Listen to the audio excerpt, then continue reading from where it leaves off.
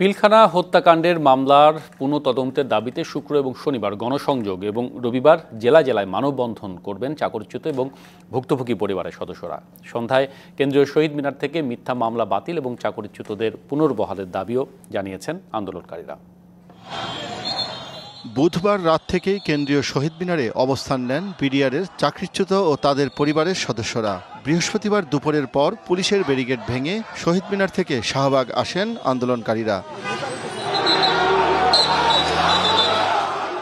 এ সময় পুলিশের সাথে ধস্তাধস্তিও হয় তাদের। এক পর্যায়ে আন্দোলনকারীরা বসে পড়েন শাহবাগের প্রধান সড়কে। আশেপাশের সড়কে দেখা দেয় তীব্র যানজট। আন্দোলনকারীরা বিকেল পর্যন্ত অবস্থান করেন শাহবাগে। দাবি জানান পিলখানা হত্যাকাণ্ডের পুনঃতদন্ত সহ 18,000 জওয়ানের চাকরি ফিরিয়ে দেওয়ার। একই সাথে তোলা হয় জেলে থাকাদের মুক্তির দাবিও। আমাদেরকে প্রহসনমূলক বিচারের মাধ্যমে আমাদেরকে চাকরিচ্যুত করা হয়েছে, আমাদেরকে বিভিন্ন মেয়াদে জেল খাটানো হয়েছে। আমি দীর্ঘ 9 বছর জেল খেটেছি। আজকে শুনানির ডেট ছিল, কিন্তু আমরা এখন যতগুলো বিডিআর জেলবন্দি আছে সবার জামিন করতে চাচ্ছি আর কি।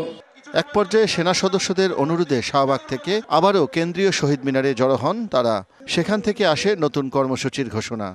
জেল মুক্ত আসামি যারা আছে তাদের মুক্তি কামনা করছি এবং আমাদের চাকরিতে পূর্ণ বহালের জন্য আমি ডক্টর ইউনূসের কাছে আবেদন করছি।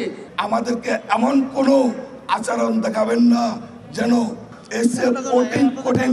পদক্ষেপে যেত। শহীদ মিনার ত্যাগ করলেও দাবি আদায় না হওয়া পর্যন্ত কর্মসূচি চালিয়ে যাওয়ার ঘোষণা দেন আন্দোলনকারীরা।